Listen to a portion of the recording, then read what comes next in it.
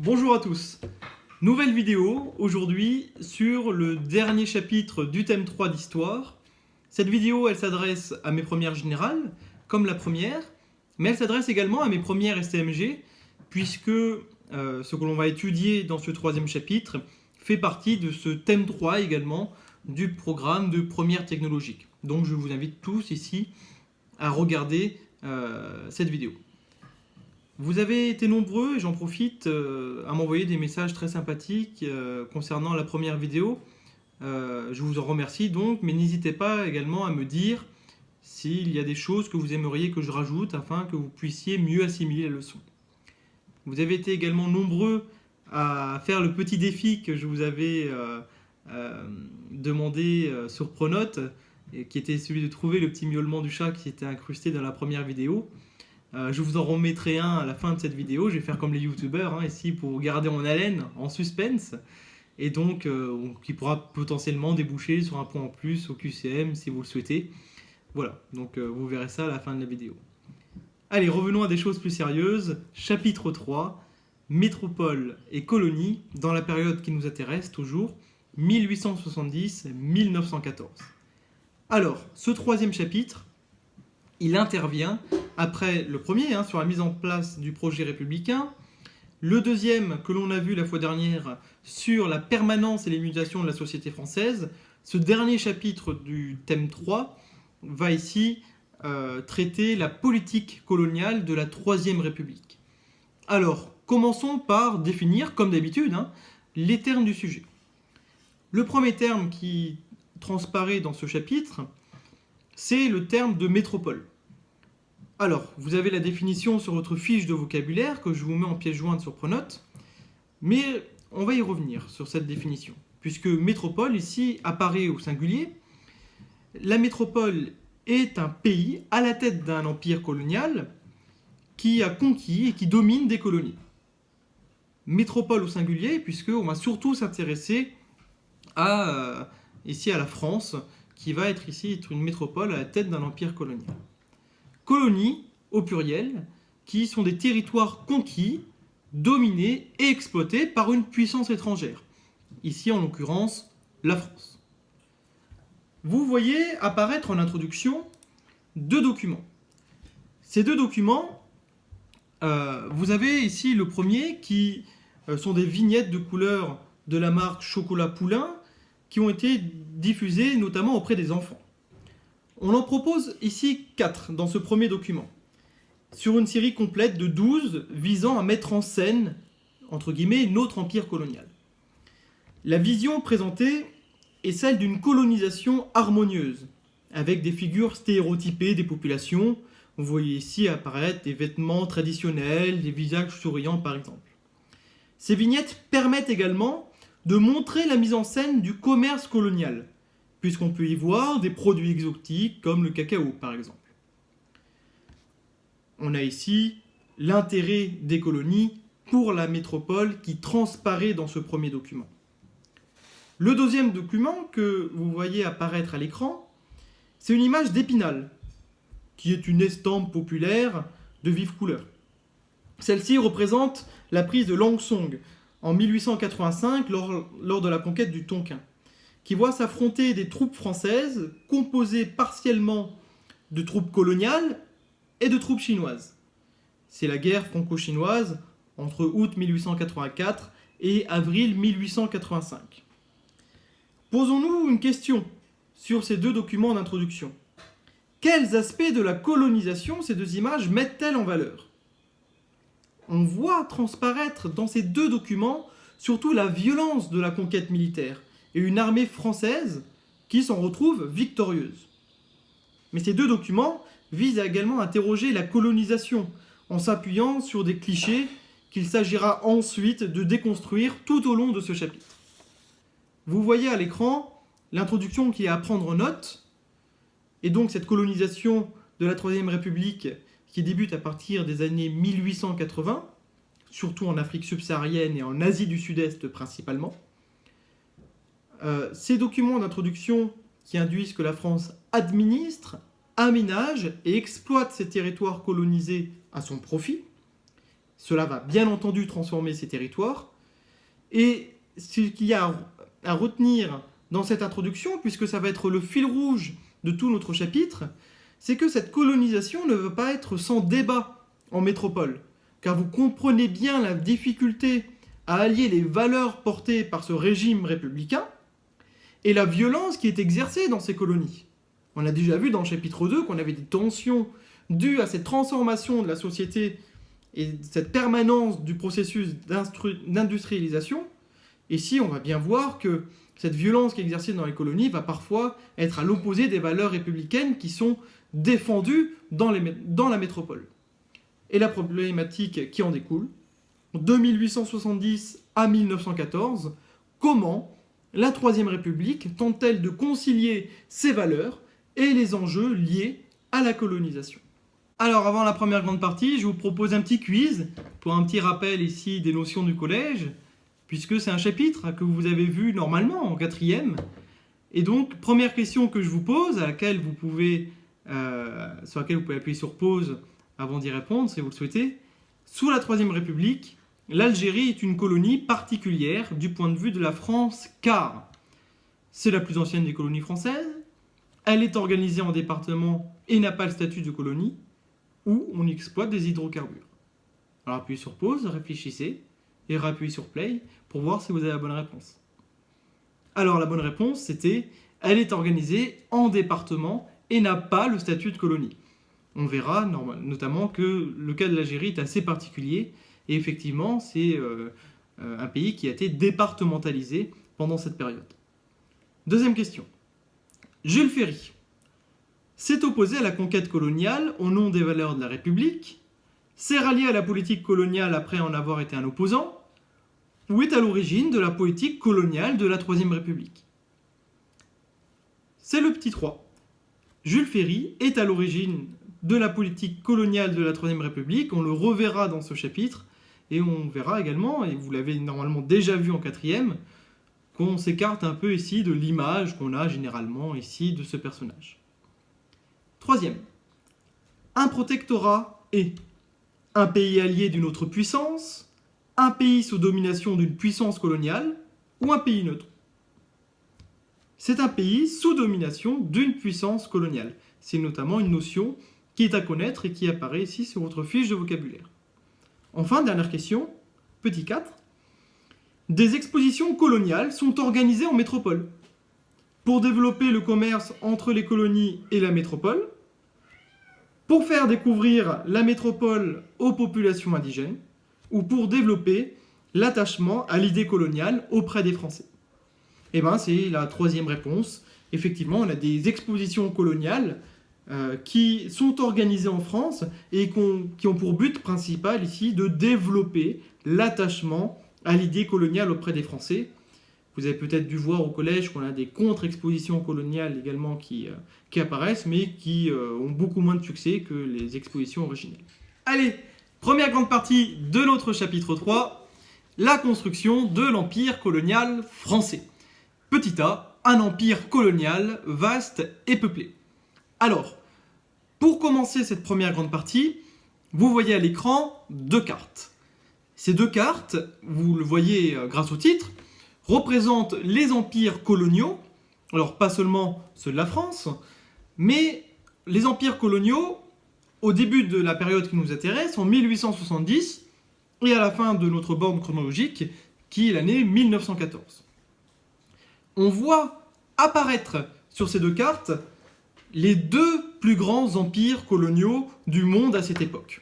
Et les deux grosses métropoles européennes sont, vous le voyez, alors la métropole française, vous vous en doutiez, c'est notamment l'objet de notre cours, mais en premier lieu, notamment le Royaume-Uni, puisqu'on a ici un empire colonial britannique qui est le plus grand à cette époque et qui va aller jusqu'à dominer quasiment un quart ici des terres à la fin de la période qui nous intéresse. Au XIXe siècle, la France se lance donc dans une nouvelle expansion coloniale. Elle forme ce qu'on appelle un second empire colonial. Pourquoi ? Puisqu'on a déjà eu des colonies auparavant, sous Charles X, qui avait conquis l'Algérie en 1830, ou même Napoléon III, un peu après, avec la Nouvelle-Calédonie en 1853. À partir des années 1880, la Troisième République relance la colonisation. Alors, vous voyez apparaître à l'écran le début de la leçon ici que vous pouvez prendre en note. À l'écran, une caricature française sur la conférence de Berlin en 1885. Cette conférence de Berlin, vous connaissez peut-être cette image d'ailleurs, elle marque l'organisation et la collaboration européenne pour le partage et la division de l'Afrique. Aussi connue comme la conférence de l'Afrique de l'Ouest, elle commença le 15 novembre 1884 à Berlin, d'où son nom, et finit le 26 février 1885. Elle est à l'initiative d'un chancelier qu'on a déjà vu dans le thème 2, qui est Otto von Bismarck, et l'Allemagne, l'Autriche-Hongrie, la Belgique, le Danemark, l'Empire ottoman, l'Espagne, la France, le Royaume-Uni, l'Italie, les Pays-Bas, le Portugal, la Russie, la Suède, la Norvège, même les États-Unis vont participer à cette conférence. Donc vous voyez ici une ribambelle de pays. Cette conférence, elle aboutit principalement à édicter les règles officielles de la colonisation. L'impact direct sur les colonies fut une vague européenne de signatures de traités. Cette caricature, elle montre l'Afrique qui serait partagée comme un vulgaire gâteau. Et c'est un peu ce qui se passe à cette époque. Et notamment, je vous remets la carte des colonies en 1914 et jetez un coup d'œil sur le tracé des frontières qu'il y a en Afrique. On peut voir que ces frontières en 1914 ont été tracées comme on a partagé un gâteau, comme cela transparaît dans la caricature. Cette conférence de Berlin, en 1885, doit réduire les risques d'affrontement et aboutir à un partage colonial de l'Afrique.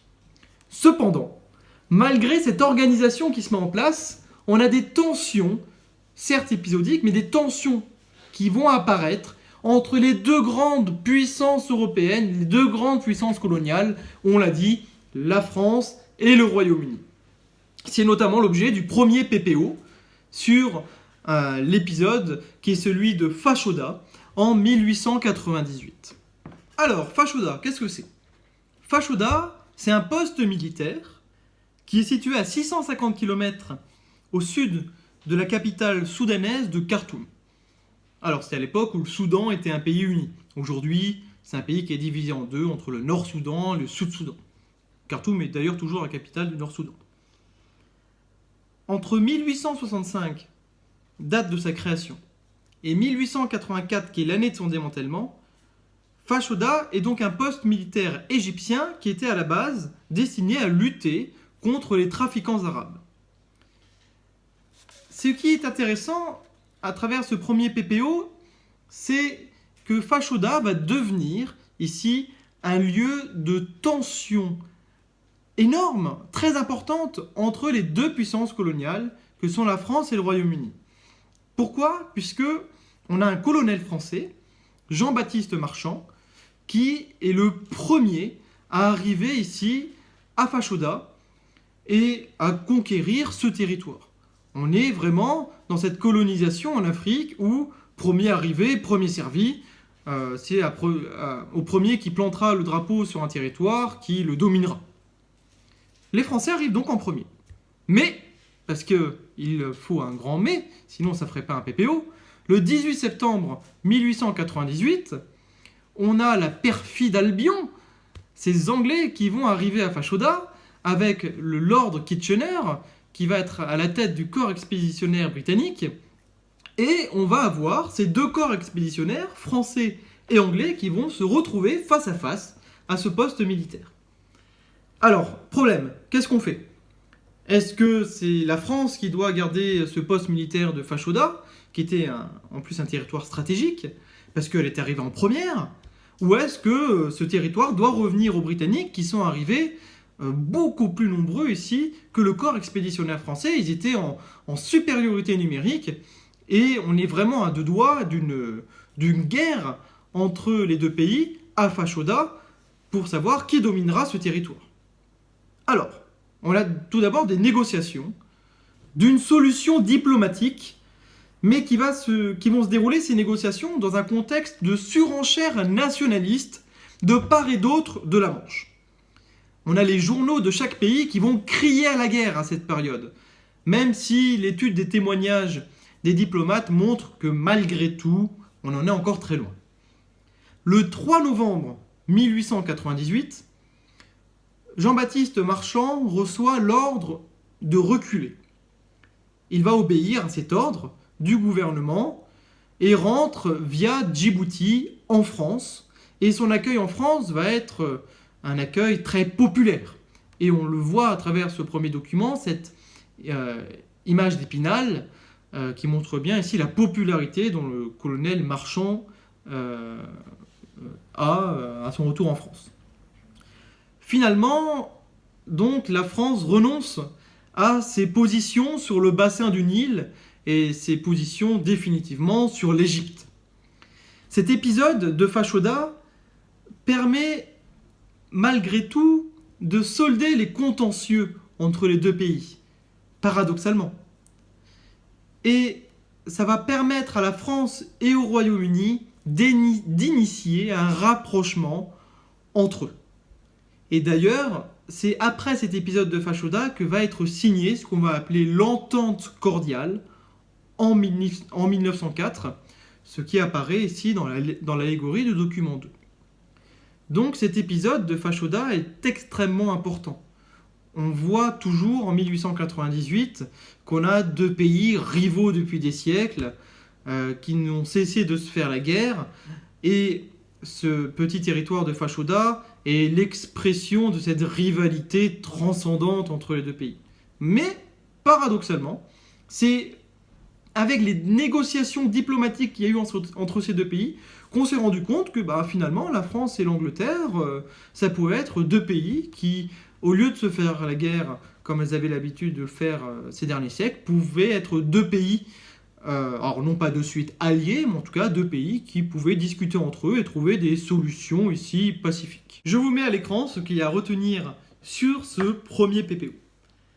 Alors maintenant, petit b, les motivations de l'aventure coloniale. Pourquoi la France en particulier, puisque c'est ce qui nous intéresse, va ici participer à cet empire colonial sous la Troisième République et parfois être en contradiction avec les valeurs qu'elle peut incarner. Alors, pour commencer ce petit B, je vous propose ici un exercice qui apparaît à l'écran, mais que je vous envoie également en pièce jointe sur Pronote. Et comme d'habitude, vous pouvez faire cet exercice, appuyer sur pause, me le renvoyer par mail si vous le souhaitez, et je vous mettrai la correction ici sur Pronote un peu après. Alors, faisons un petit résumé de ce qui se passe ici avec ce discours de Jules Ferry à la Chambre des députés à l'été 1885 que vous deviez analyser. Il faut tout d'abord retenir que la colonisation est avant tout un choix politique. Elle est née lors de la défaite face à la Prusse en 1870 et la Troisième République, elle est menacée par les oppositions royalistes et bonapartistes à l'époque, et ça on l'a vu. À partir de 1879, les républicains au pouvoir font de la relance de la colonisation un moyen pour renforcer le régime. Pour Jules Ferry, elle doit permettre à la France de s'affirmer comme une grande puissance. En ce sens, il est partisan du colonialisme. Une intense propagande est organisée pour convaincre l'opinion publique. Alors, les expositions coloniales, comme celle qui a pu avoir lieu à Marseille en 1906, et qui en est un parfait exemple. Mais la colonisation s'explique également par des arguments économiques. Pour justifier la colonisation, les républicains mettent en avant les avantages pour l'économie française. Cette colonisation représente une aubaine pour relancer l'économie après la crise de 1873. Cette crise qu'on a vue dans le chapitre 2 qu'on a appelé la Grande ou la Longue Dépression. Cette colonisation est enfin justifiée par des raisons humanitaires. Elle s'inscrit dans l'héritage des sciences du XVIIIe siècle, définissant et classant des races. Et vous voyez notamment dans ce discours de Jules Ferry qu'il parle de races supérieures face aux races inférieures, ce qui justifie pour lui la colonisation par une pseudo-obligation morale de civiliser les peuples qui sont jugés inférieurs. Alors, on est ici bien loin des idées que l'on peut avoir communément sur ce personnage qu'est Jules Ferry, que vous connaissez certainement par le fait qu'il a mis en place ici l'école gratuite, obligatoire et laïque sous la Troisième République. Ces arguments visent à légitimer la mise en œuvre d'un projet colonialiste contraire aux valeurs de la République, de par sa devise liberté, égalité, fraternité. Je vous mets à l'écran ce qu'il y a à retenir pour le petit b.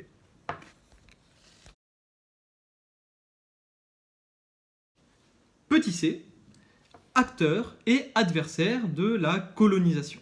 Parce qu'on a vu qu'on avait des personnes qui étaient favorables à cette colonisation, comme Jules Ferry, mais on a dit en introduction que cette colonisation faisait débat, puisqu'on a aussi des personnes qui vont s'y opposer. Tout d'abord, dans ce petit c, il faut retenir une chose, c'est que cette colonisation, elle est souvent improvisée. Elle est menée sur le terrain par différents acteurs, qui sont des explorateurs, des militaires ou des missionnaires.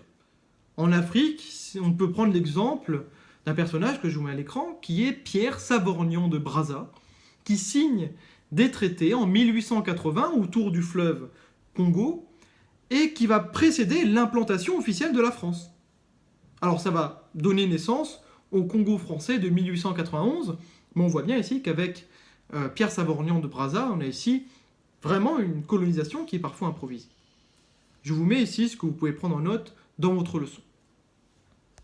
Étudions maintenant les opposants à cette colonisation. Et pareil que pour Jules Ferry, je vous mets un exercice sur le discours d'un personnage qu'on a déjà vu dans le chapitre 2, qui est Georges Clemenceau, et qui, à l'été 1885, va répondre à la Chambre des députés au discours de Jules Ferry que l'on vient d'étudier. Pareil, vous pouvez appuyer sur pause, faire l'exercice et revenir par la suite. Ce qu'il y a à retenir, c'est que la politique coloniale fait donc naître des contestations. En métropole, elle divise la classe politique. La contestation culmine en 1885 lors du vote à la Chambre des députés des crédits nécessaires pour une expédition à l'île de Madagascar. D'autres débats opposent Jules Ferry à Georges Clemenceau. Ce dernier dénonce une politique qui est coûteuse, aventureuse, violente, et il défend au contraire l'idée que la France ferait mieux de se concentrer sur sa politique européenne contre l'Allemagne. Puisqu'on est toujours, ici après la défaite face à la Prusse, l'annexion de l'Alsace-Lorraine est dans un esprit toujours revanchard face à l'Allemagne. Ces résistances à la colonisation apparaissent aussi dans les colonies. Malgré leur infériorité, les chefs des grands empires de l'Afrique de l'Ouest s'allient et organisent la lutte contre les troupes françaises. Les résistances entraînent des interventions militaires. C'est le cas en Guinée, par exemple entre 1884 et 1898 contre Samori Touré. Les peuples des sociétés traditionnelles subissent l'introduction d'un modèle politique et social étranger à leur culture. En Indochine, en Asie du Sud-Est, des combattants comme Oangoa Tam mènent une guérilla contre les troupes françaises. Vous avez ici ce que vous pouvez prendre en note. Alors on a vu dans une première grande partie la construction de cet empire colonial. On va voir dans une seconde partie l'organisation de l'empire colonial français. Petit a, l'administration et l'aménagement des colonies. Je vous remets la carte des colonies françaises et européennes en 1914. Vous pouvez voir sur cette carte qu'on a une grande diversité de statuts administratifs dans l'empire colonial français. L'Algérie constitue un cas à part. On a vu le rappel dans l'introduction. Pourquoi? Parce qu'elle est découpée en 3 départements et elle dépend du ministère de l'Intérieur. Les colonies conquises dans les années 1880-1890, comme Madagascar, sont, elles, administrées par un gouverneur dépendant, lui, du ministère des colonies. Puisqu'on a un ministère des colonies sous la Troisième République qui est créé en 1894. Les protectorats que sont la Tunisie et le Maroc, eux, sont sous contrôle d'un résident général français. Enfin, de vastes ensembles, vous le voyez sur la carte, sont constitués en Afrique occidentale française et en Afrique équatoriale française, ce qu'on va appeler respectivement l'AOF et l'AEF. Ce sont de vastes fédérations regroupant plusieurs colonies afin d'en faciliter l'administration. Vous pouvez le prendre en note dans votre leçon. Cette administration et aménagement des colonies, bien particulier, nous amène à ce deuxième PPO qui s'intitule Saigon, ville coloniale. Alors pour faire ce PPO, je vous invite à prendre votre manuel, double page de manuel, à la page 174 et 175, et après l'étude des documents, je vous invite à faire les questions 1 à 4, pour lesquelles, pareil, vous aurez la correction surprenante. Alors, qu'est-ce qu'il y a à retenir sur ce deuxième PPO? La colonisation s'accompagne de l'aménagement d'infrastructures. La construction de routes et de lignes de chemin de fer permet de circuler plus vite et plus sûrement. Entre 1879 et 1906, on a plus de 2000 km de voies ferrées qui sont par exemple bâties en Algérie. Les infrastructures comme les ponts, les gares, les bâtiments administratifs favorisent le développement économique, mais aussi le contrôle plus étroit des autorités françaises.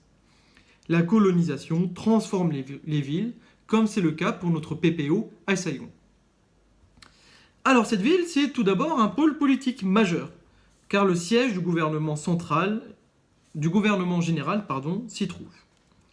C'est aussi une importante garnison, puisqu'on y a un arsenal et un port de guerre. C'est aussi un pôle économique, grâce à son port de commerce et ses marchés, ses gares et à sa proximité avec la ville de Cholon, principal centre commercial du riz. Saigon se veut à l'image de la France moderne, par son hippodrome où les Blancs se fréquentent, son jardin botanique ou son théâtre qui propose des pièces parisiennes. La ville est aussi équipée de lignes de tramway comme en France. Saigon connaît une importante hiérarchisation et ségrégation entre populations. L'entre-soi du quotidien citadin colonial favorise peu à peu la coupure entre la population colonisatrice et la population colonisée. Des contacts existent entre populations, mais ils sont marqués par la domination des colonisateurs. Mais cette modernisation, elle est inégale. Pourquoi? Puisque les arrière-pays restent encore largement enclavés et à l'écart de ces transformations. Les infrastructures permettant d'exporter vers la métropole sont privilégiées. En Algérie, l'exemple le plus criant est celui du port d'Alger. Dans les villes, les quartiers indigènes restent insalubres. Le contraste est fort avec les quartiers européens qui se veulent modernes, dans lesquels vivent les colons et les coloniaux. Petit b, l'exploitation économique des colonies, puisqu'on a vu dans la première grande partie que Jules Ferry défend l'aspect économique pour défendre cette colonisation. Alors le document que je vous mets à l'écran, de 1931, montre bien qu'on est face à une économie de traite. Les ressources minières jusqu'alors inexploitées et les nouvelles cultures, comme la vigne en Algérie ou l'arachide au Sénégal, sont destinées à l'exportation en métropole. L'Algérie et l'Indochine sont, au sein de l'empire colonial français, les principaux territoires d'investissement et d'échange. De très nombreuses richesses sont confisquées par les Français. En Algérie, dès 1871, les terres fertiles sont accaparées par les colons venus d'Europe. Les populations indigènes sont soumises au code de l'indigénat en 1881, qu'on va étudier juste après, et subissent à nouveau le travail forcé malgré l'abolition de l'esclavage en 1898. Le volume des cultures destinées à l'exportation progresse au détriment des cultures vivrières. L'industrie se développe peu, la métropole protégeant ses propres industries. Le bilan économique de la colonisation est cependant assez mitigé. La conquête coloniale a un coût, elle est coûteuse. Entre 1850 et 1914, les dépenses coloniales représentent 10% des dépenses publiques, ce qui est extrêmement important. L'empire colonial ne reçoit, lui, que 10% des investissements français en 1913, et ce n'est que le troisième partenaire commercial de la métropole avec le Royaume-Uni et l'Allemagne. Alors, pour cette leçon, pour ce petit C, vous pouvez imprimer directement ce document qui est assez criant et qui explique, je trouve, assez bien ce qui peut se passer concernant cette domination économique de la métropole sur ses colonies. Dernière sous-partie de notre leçon, petit c, l'impact de la colonisation sur les sociétés. Puisque vous vous doutez bien que dominer un territoire comme cela transforme les sociétés coloniales. Alors, le document qui apparaît à l'écran met en avant 3 acteurs principaux de cette propagande coloniale. Le médecin, le missionnaire et l'instituteur. C'est sur eux que repose la politique d'acculturation de la République. Chacun représente les bienfaits de la civilisation que la France souhaite apporter aux populations indigènes. Les médecins doivent faire reculer les maladies, comme le paludisme. Les missionnaires accompagnent l'évangélisation des colonies. La cathédrale Notre-Dame de Saigon est construite, par exemple, entre 1877 et 1880. Les instituteurs, eux, sont déployés pour instruire les enfants dans les colonies. Entre 1884 et 1908, par exemple, on a un programme de scolarisation qui est mis en place en Algérie. Vous avez ici la leçon que vous pouvez prendre en note. Dernier PPO de notre chapitre, il concerne ce dont j'ai parlé assez rapidement tout à l'heure, c'est le code de l'indigénat algérien qui va être généralisé à partir de 1887 à toutes les colonies françaises. Alors pour en apprendre plus ici sur ce code de l'indigénat algérien, pareil, je vous invite ici à ouvrir votre manuel pour étudier ces doubles pages 172-173 et faire les questions 1 à 4. Alors on a certains idéaux républicains, on le voit bien avec ces documents qui sont complètement oubliés.